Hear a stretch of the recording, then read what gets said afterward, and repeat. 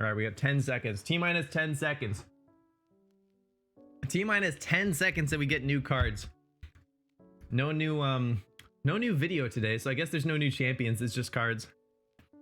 Hey, there they are. Hey, there they are.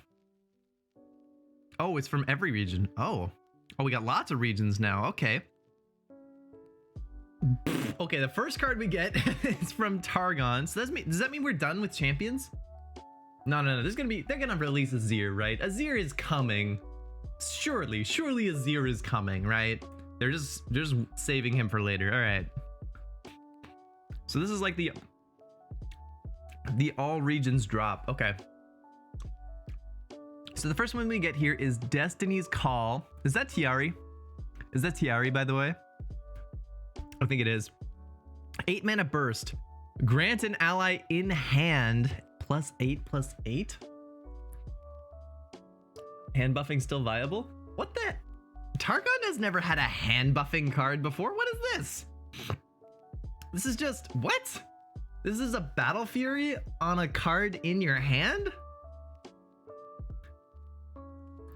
This is terrible. No, this is garbage. Isn't this just hot garbage? Better Battle Fury? No, it's not. Battle Fury is good because you can surprise someone with it. Battle Fury is good because you can attack with all your units and then you put Battle Fury on the one unit that your opponent didn't block. You can't do that with this.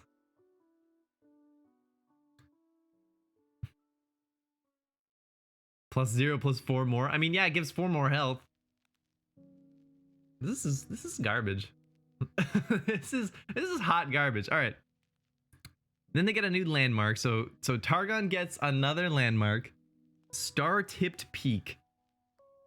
2 mana landmark, countdown 2. Does every single landmark from this set gonna have countdown? Countdown 2. Create 2 random celestial cards that cost 3 or less in hand. Oh.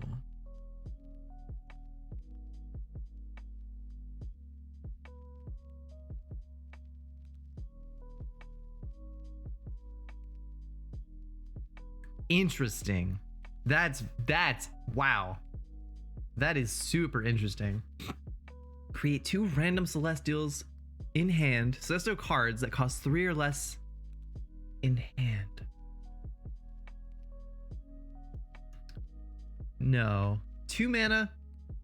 Countdown 2. I don't like it. Okay, at first I was like, wow, that's really cool.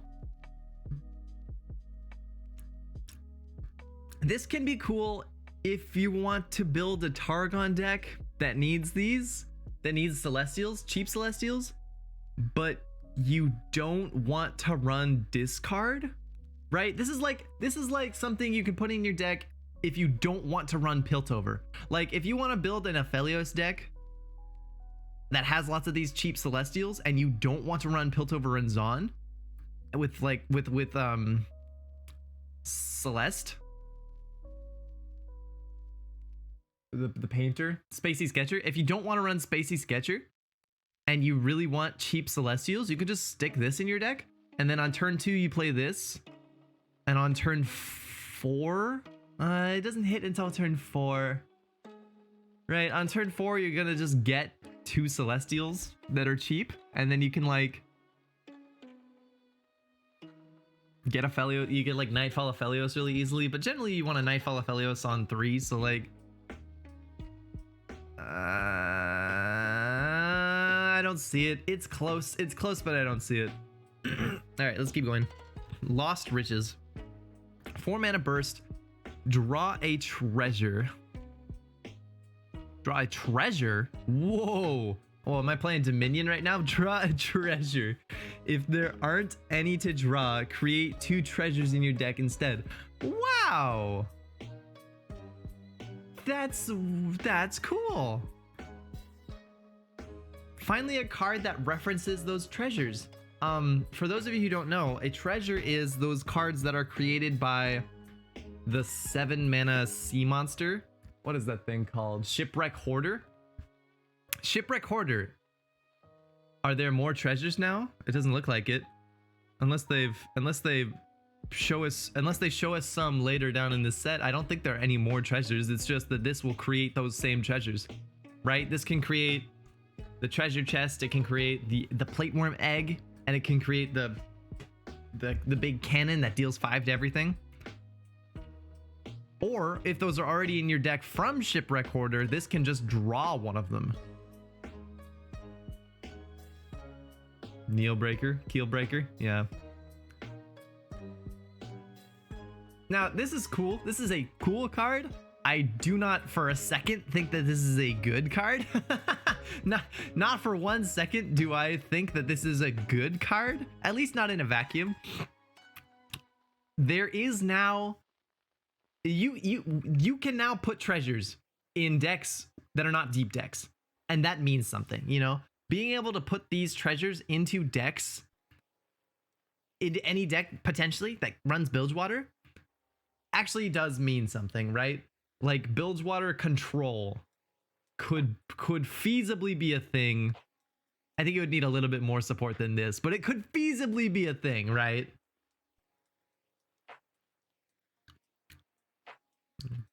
Right, if you're building a control deck with Bilgewater, I could actually see you putting this in, so as like a late game win condition. That's cool. That's very cute. not a competitive card probably, but someone may surprise us with a weirdo treasures deck, and that could be fun. All right, Loaded Dice, 4 mana slow speed spell. For the rest of the round, when you damage the enemy nexus, nab 1.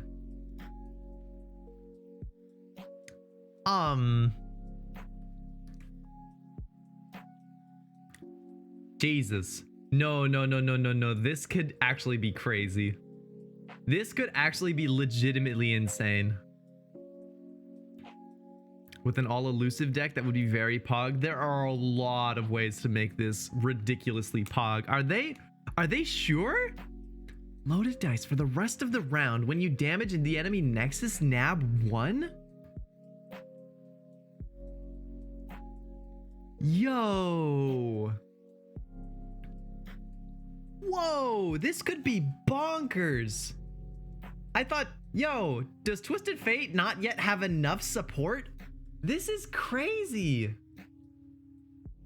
This is like an instant refill in a lot of decks. There are a ton of Bilgewater decks that are like, all right, here we go. I'm gonna like play my whole hand, and then I'm gonna deal a ton of damage to the enemy nexus. And it's a lot of like in little increments, like bits and pieces at a time.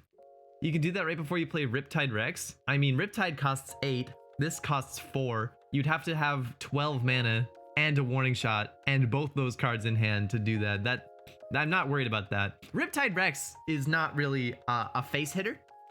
Riptide Rex is a board hitter. He just happens to hit face if their board is empty. I'm much more concerned about monkeys. Yo, monkeys. Like imagine playing Loaded Dice on like turn 5 and then playing Powder Pandemonium and getting 3 monkeys, and then you play Loaded Dice, right? And then you play Warning Shot and you nab 1, and then you play Powder Pandemonium and you have like 3 monkeys, and like one of the monkeys hits nexus and the other 2 hit units, and you nab 4 more. Like what? Whoa. Oh. This card could be nuts in certain Bilgewater decks. This card could be absolutely insane. Steal their deck. Like literally, you could steal half their deck. You could refill your whole hand if you have the right board state. Oh, that's so scary. That is such a scary card. This is a terrifying card. Okay. Shadow. Okay, we're moving on to Ionia now. Ionia gets a new 1-drop, Shadow Apprentice, a new elusive 1-drop, of course. So Ionia needs more elusives. When I'm summoned, grant me +1/+1 if an ally has Ephemeral. Oh, come on. No, this should be a 2/2. Why is this not a 2/2? This should be a 1-mana 2/2 that has the same. Oh no, because it's elusive. If it didn't have elusive, man, it's elusive. Okay, this sucks. Like, man.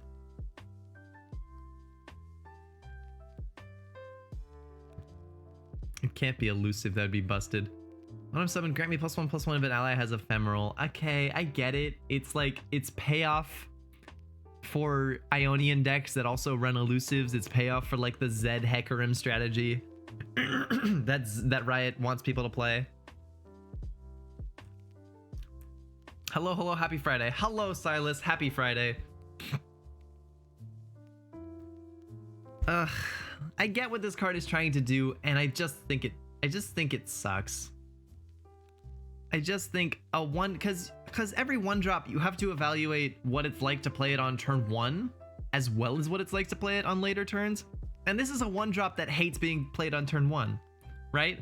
There's no actually there is a 0-mana ephemeral. I was about to say there's no 0-mana ephemeral, but there actually is. There is Pesky Spectre.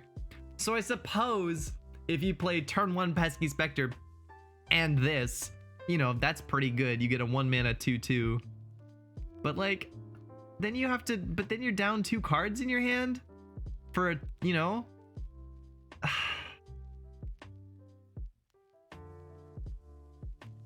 I don't like it. I don't like it. I like the idea. I like the fact that it's trying to help out that deck style, that deck archetype, but it just looks so flimsy to me. It just looks bad. I'm sad, dude. I'm sad.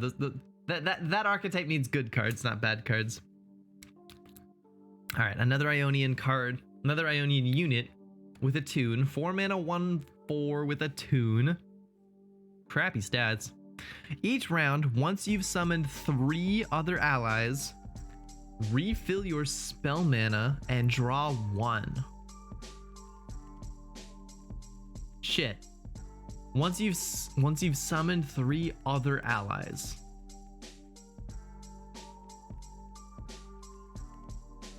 That is a really powerful effect. Refill your spell mana and draw 1 is an insane effect that you for something that you can potentially do every turn.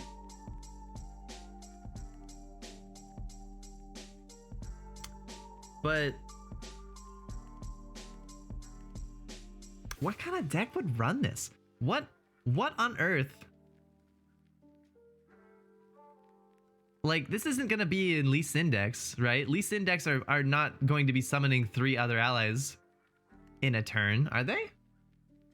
Not often, right? Like, fulfilling summon 3 other allies in a Least Index is quite difficult, I imagine. Callista deck with Field Musician. Ionia Shadow Isles? Could this be the glue? Could this be the glue that finally pulls together Ionia and Shadow Isles? You know, that's not the that's not the ephemerals kind of strategy. Once you've summoned 3 other allies. Okay, I could see it. I could see it in Shadow Isles. Refill your spell mana and draw 1. Wow. That's cool. That's a cool card. And it has a tune. Wow. Wow. I like it. I like it. I like it. I don't know if it'll ever see play, but I am a fan. I am certainly a fan. It does look, I think you're right, Silas. I think you're going in the right direction. I think Shadow Isles is a good idea with this card. That's cool. All right, I like it. I like that card a lot. All right, Piltover. Production Surge. Slow, 0-mana slow. Wow, another 0-mana slow card. To play. Oh, spend all your mana. Okay, this is less like the Nasus card we got the other day and more like Tri-Beam. To play, spend all your mana. Summon random turrets whose total cost equals the mana spent. Summon random turrets whose total cost equals the mana spent? Wait. You could get a random number of turrets? Wait. Whoa. So you could spend this, you could play this and spend 5 mana and potentially get either 5 1/1s or the 2/1 with tough and a 3/1 with fearsome, and you don't know which one you're getting?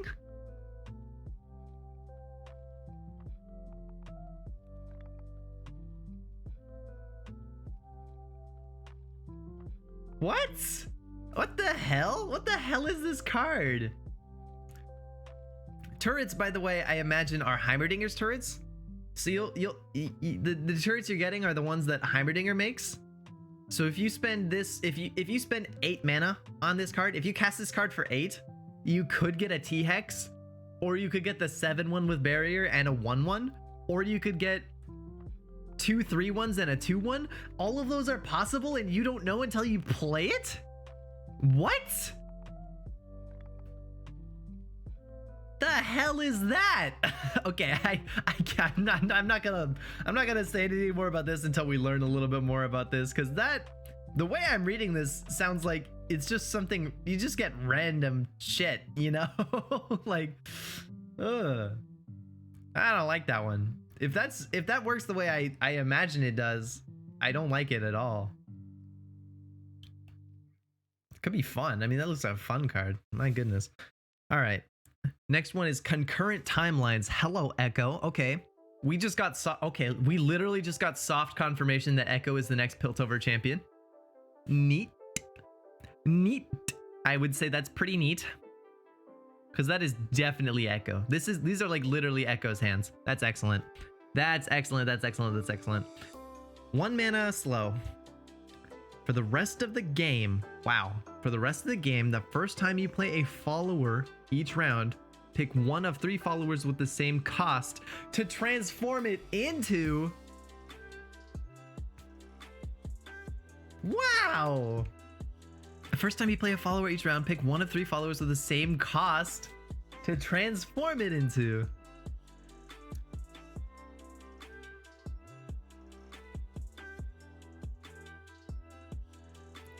Okay, I found my new favorite meme deck.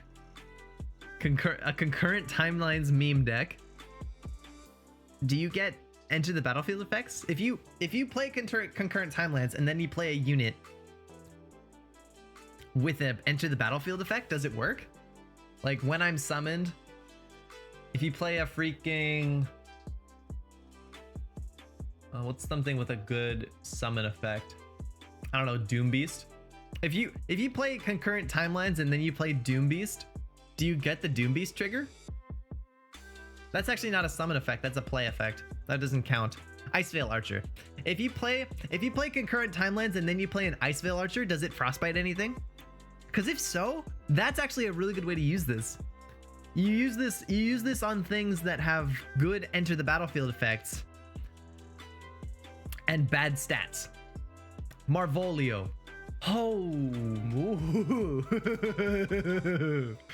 ooh.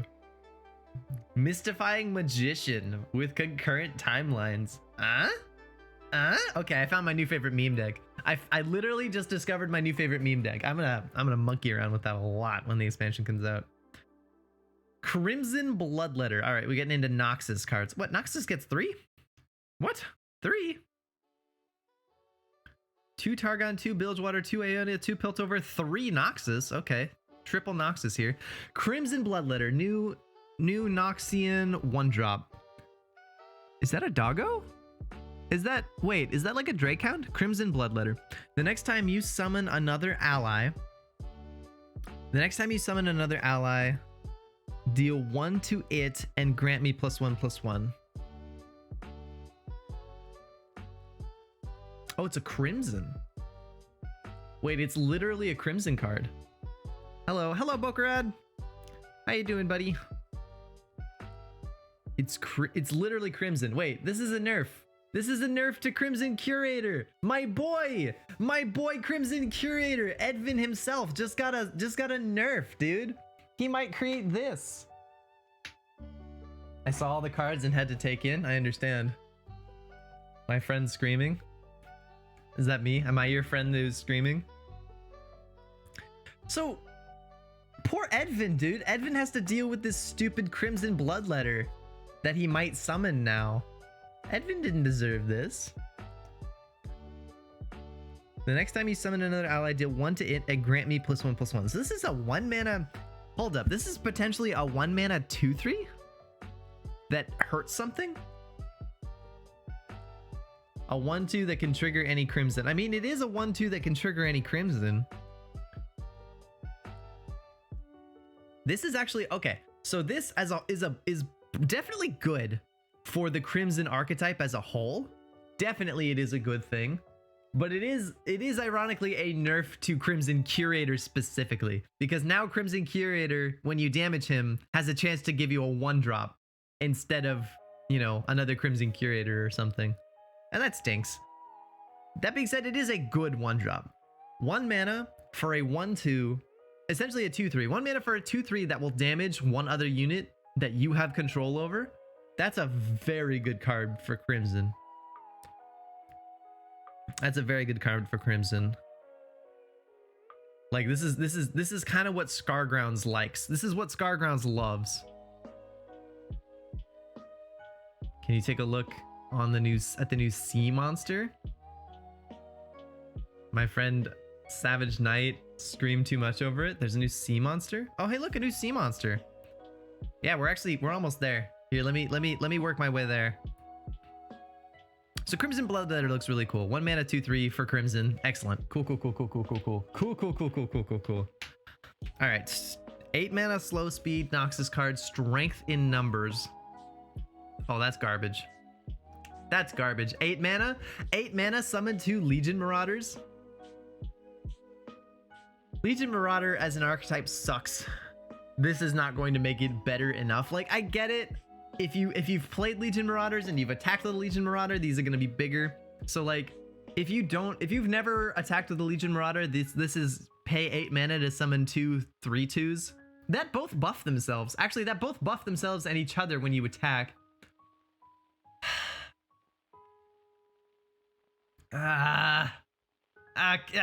No. This is not going to make Legion Marauder playable. This is not going to make Legion Marauder good. It makes it better. This makes Legion Marauder better than it was. It's considerably better than it was, but not enough to see competitive viability. Okay, we can keep moving. Shrieking Spinner, 4 mana spider. Shrieking Spinner, 4 mana, 2/5. It is a spider. It looks awesome. Looks like it's straight out of the Project skin line. Attack, grant spider allies +1/+0. For 4? We don't really see the spider archetype.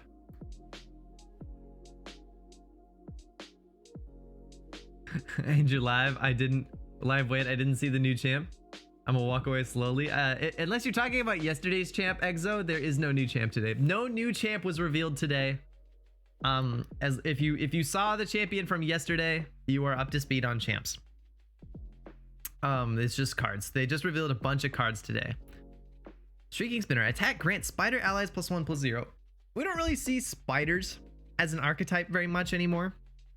It's mostly just fearsomes. You just run fearsomes, and Elise sort of fits into that strategy as a fearsomes card. You don't really see a lot of like summon a bunch of spiders and try to level up Elise and win that way. You don't see that very often, but it's not terrible. That's not a terrible strategy to actually go for spiders.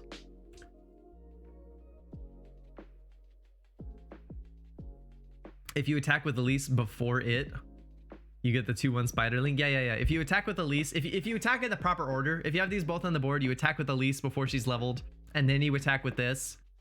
Elise will summon the spider, and then this will give it. Yeah, you'll get a 2/1 spider off of Elise. This sort of requires a dedicated spiders deck, and we just don't see that very often. I don't think this is going to bring spiders into the meta. It could. I just don't think this is going to dethrone fearsomes. The problem with this card is it's coming out in the same set as an insane amount of fearsome support is coming out in the same set. And I feel like fearsomes already is an archetype that is good, and spiders sort of is overshadowed by that. And I don't think this is going to be enough to push that in front of fearsomes. I think fearsomes are still going to be better than spiders.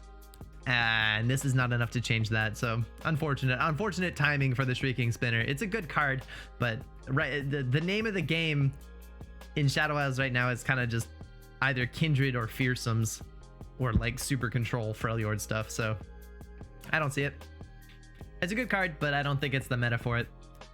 All right, Soul Spinner, 3 mana. We are moving on. This is a spider? That's not a spider. Okay, this is a spider apparently. Shadow Isles, 3 mana, 3/2 Shadow Isles. Apparently it counts as a spider, so I mean, synergy. When I'm summoned, grant me +1/+1 and Fearsome if an ally died this round.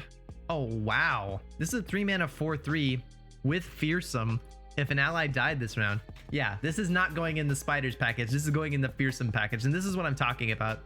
The two strategies overlap, and the better way to play most spiders is just to play Fearsomes. And this guy is no exception. This little spider is a Fearsomes card, not a spiders card. But it looks like a good card. 3 mana for a 4/3 with Fearsome? Like move over Callista. Like, you don't need to run Callista in your Fearsomes deck anymore. You could just run this and then get a different champion in there. Of course, why would you? Like, then again, why would you? Callista's good. So like, this is literally, if an ally has died this round, I'm a Callista that can't level up. And I also get the spider tag. That's very interesting. Giving a region a card with the exact stats of a champion, with the exact body of a champion for the same cost. That's a bold move. That's an interesting design choice. So like, you can run this if you really want a Callista, but you don't want to burn a champion slot on Callista.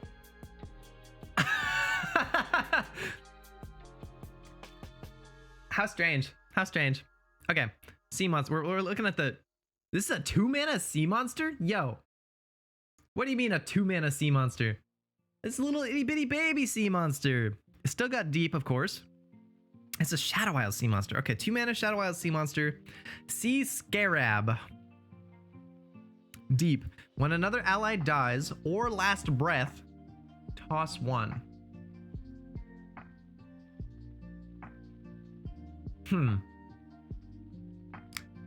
When another ally dies or last breath, toss 1.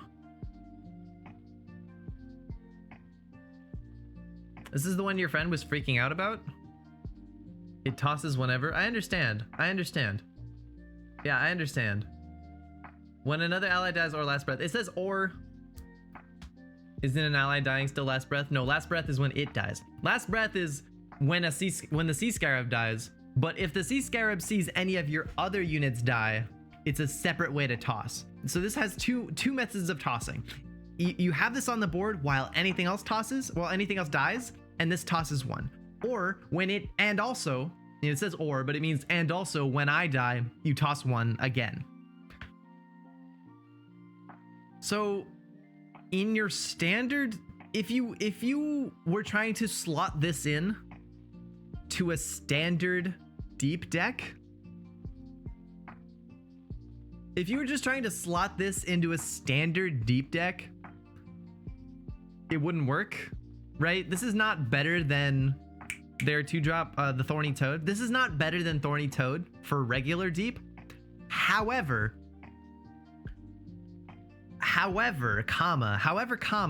you can now use this card to build an entirely new deep archetype. I think this card can actually be used in a really interesting way to go deep in a completely different shell. Right? You can now go deep. It actually is more Maokai support. Yeah. It actually is just better Maokai support because it's in Shadow Isles like Maokai. And you can just summon tons of units and go deep anyway, right? If you just get tons and tons of units and then sack them all, but you keep this guy alive, you'll go deep in a completely different deck style, potentially. Yeah, this is Maokai support, but not necessarily Nautilus support. Like, you could stick this in like a Maokai Nautilus deck and change the way that deck works to make it more Shadow Isle-y, make it like make lots of units, and then those units are expendable and they die quickly and you go deep because you're killing all your units.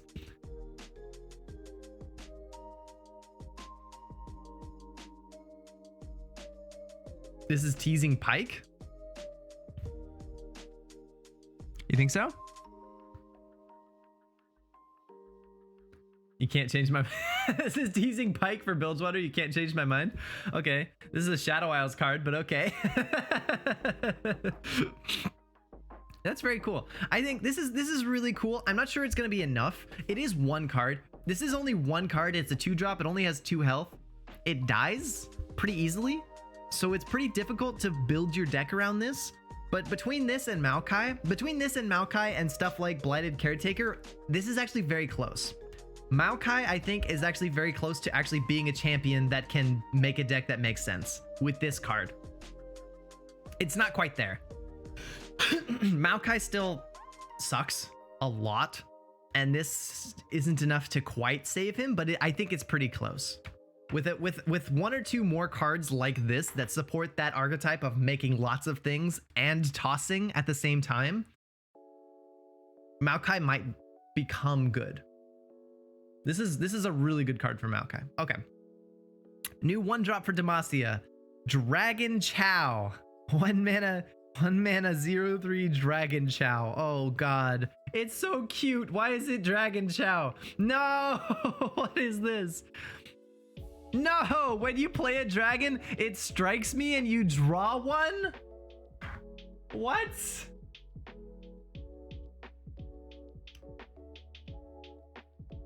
What? It strikes me and you draw 1?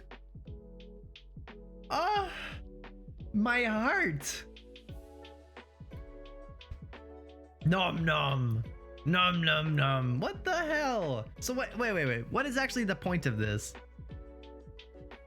That's such a good dragon card, but poor thing, since dragons have fury. Oh, right. Oh, I forgot this would enable fury.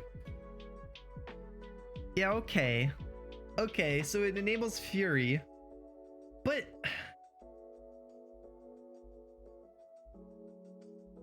and I guess it blocks in the early game. Like, you play this on turn 1 and it shuts down your opponent's 2/2 one time. It doesn't even shut them down though, it just blocks them. It stops 2 damage and then your own dragon eats it and gets a fury stack, and then you get the card back, and that's good. 0/3 suck though. Like having a 0/3 is really terrible.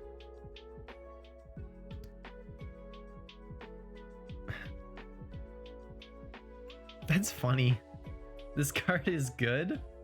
Is it though?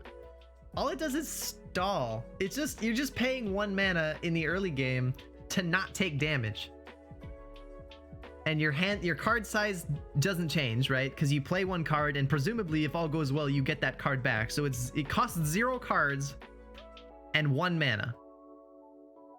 And all it does is give your dragon +1/+1. The dragons have really bad early. Well, this isn't going to change that. This is still bad early. Playing this does not give you a good early game. This is a bad early game card. It just gives you better late or mid, I guess. It gives you a better mid game. I mean, it's good for Shyvana, right? I suppose if you play this on turn 1 and you play Shyvana on turn 3 or 4, Shyvana levels up a little bit faster. But Shyvana actually doesn't get the Fury boost. Shyvana actually is the one card that actually doesn't get Fury from this. It's gonna be good to block. It's not good to block, it's just okay to block. It stops your face from taking 2 damage, but it doesn't achieve anything on the board, right? If your opponent plays a Jagged Butcher and you play this, and then they attack with that Jagged Butcher, you block with this, yeah, you didn't take 2 damage, but your opponent still has that Jagged Butcher. If you played a Cithria, if you just played Cithria of Cloudfield instead of this, I'm gonna sock you, Rob, just say it's decent. Okay guys, you're right. You guys are right. This is a good card. Dragons is a good archetype. Yeah, you guys are right. Okay. Towering. Moving on to the next card. Everyone's freaking out about the next card, so I guess I should give it a read. 6 mana 7/7. Okay. Demacia. Towering Stonehorn. 6 mana 7/7. I don't take damage from enemy spells or skills.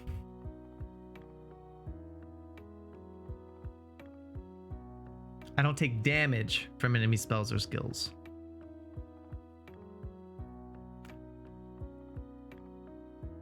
Is that good? I don't take damage from any enemy spells or skills. Solid stats. It's very solid stats. It's a 6-drop in Demacia, which means you have to choose. You have to choose between playing Cithria the Bold and playing this, which is already a big oof. A big oof. Because Cithria the Bold is a great card. I guess this is good if you're looking for a 6-drop. Actually, Demacia and 6-drops tend to be only good if you're going for wide boards, right? If you're going wide, Cithria is fantastic, and there's no way you're not running Cithria the Bold. But if you're not going wide, if you're just running kind of value-ish, I could see you putting this in your deck. Now, its effect, I don't take damage from enemy spells or skills, is a bit... It's a bit... sounds better than it is, right? You're like, wow, this negates so much. And then you think about what this negates, and it's like, yeah, it won't get hit by Mystic Shot. Yeah, it won't get hit by Ravenous Flock. The big one is Ravenous Flock, right? This can't get hit by Ravenous Flock. That's a big thing. But no one's gonna be shooting this with a Mystic Shot. No one's gonna be shooting this with a Vile Feast. No one's gonna be shooting this with a Get Excited. People are gonna be using stuff like Noxian Guillotine, like Scorched Earth on this, you know? And that still works. You know, this can still get Scorched Earthed. This can still get Stasised. This can still get Entombed. There's lots of things that still hurt this, you know? Thermal Beam. You're right, it can't get hit by Thermal Beam. That can matter. You're right, that one can matter. I mean, it's Demacia. I don't generally want a Thermal Beam into a deck that could be running barriers. Like, that's asking to die. I could actually see this. No, in all seriousness, I could see this replacing Cithria the Bold in Fiora Shen. I could see Fiora Shen saying, yeah, Cithria the Bold is nice, but it's not really great for us. You know, Cithria the Bold is good in Fiora Shen, but you don't get too much value. Like, a lot of the times you'll attack with Cithria in that deck and you'll only get like 1 proc. You know, she'll attack with 1 other unit and she'll only give 1 other unit +1/+1. And I could see them dropping Cithria in you know, for this instead. Meh. It's pretty meh. It's okay. It's not bad. Certainly is a Demacian card. All right, we got 2 left. Ancestral Boon. We got Freljord cards. 2 mana burst speed. Grant the top ally in your deck +2/+2 if you are enlightened. Instead, grant all allies in your deck +2/+2. I don't like it. And then we have Spoils of War. 3 mana burst. Grant an ally +1/+2. Plunder. Grant +2/+4 instead.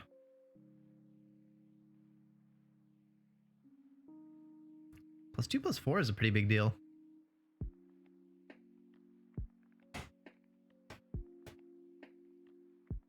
+2/+4 is a pretty big deal.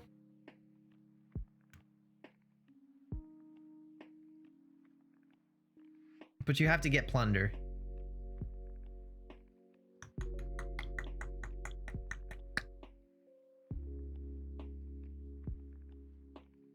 Can save you from a lot of things. +2/+4. +2/+4 is a big deal. That's actually a really, really big deal. I guarantee I'll be playing around with Ancestral Boon. I don't know. If you're going for an Enlighten strategy, what deck wants this? What deck wants to get all the way to Enlighten and then start winning the game? No one, right? If you want to get to Enlighten, it's because you're running an Anivia deck. And you want, Anivia doesn't care about this. Yeah, Anivia Karma. Yeah, Anivia and Karma, but neither of them want this. Neither Anivia decks nor Karma decks want to give your deck +2/+2. Neither of them care about that. They have other, they're already winning the game once they can get enlightened. Getting an extra buff to your units at that stage does not help those decks. So I don't get this one. And I mean, paying two mana and a card just to give the next card in your deck +2/+2, that's not good either. Why not? It's like a Cosmic Inspiration. Well, because Cosmic Inspiration is good if you can play it on like turn 7, but once it's turn 10, War Mothers isn't a deck right now. You're right. This is a very War Mothers Call-esque card, isn't it? But you can't play it until after you've already played War Mothers. Nah, I'm pretty sure most decks that need to be enlightened to win can win without this. Like, most decks that want to be enlightened will win easily without this card. This card seems very win more. Like, it's only gonna help you if you're already winning the game. Like, the thing about War Mothers and Feel the Rush is generally you have to kill them before they play War Mothers. You know, not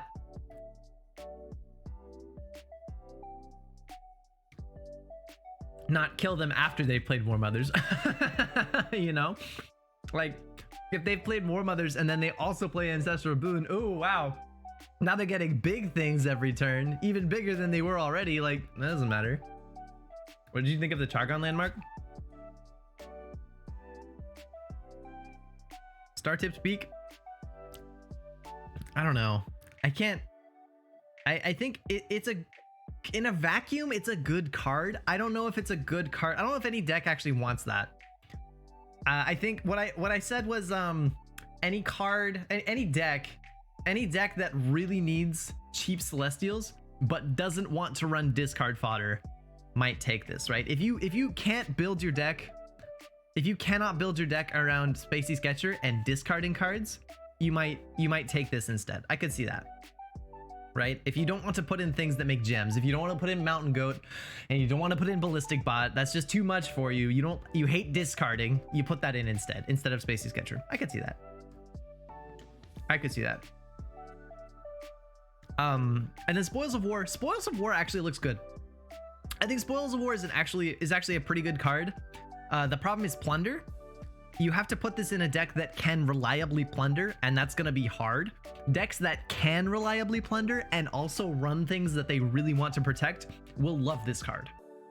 I just don't know what those decks are, right? Decks that can reliably achieve plunder and have units that they really need to protect will be like, hell yes, give me that Spoils of War. I don't know what that deck is. Is that Scargrounds? Maybe. Like, is this a Braum? Is this for Braum? I don't know. Can Braum reliably plunder? I don't think so.